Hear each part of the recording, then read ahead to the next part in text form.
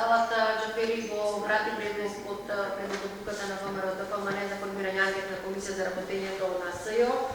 Милошовски го обвини дека станува збор за спрега помеѓу СДСМ и други, дека не сакате воопшто да се дискутира за оваа тема. Кој е вашиот став?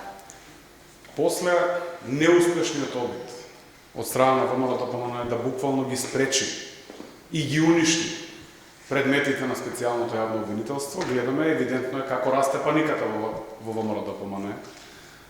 Јасен е нашиот став.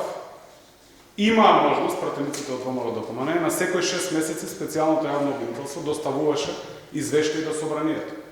Тогаш пратениците од ВМРО ДПМН со ништо. Значи буквално не се уклучија во дискусија по однос на извештаите на специјалното јавно обвинителство.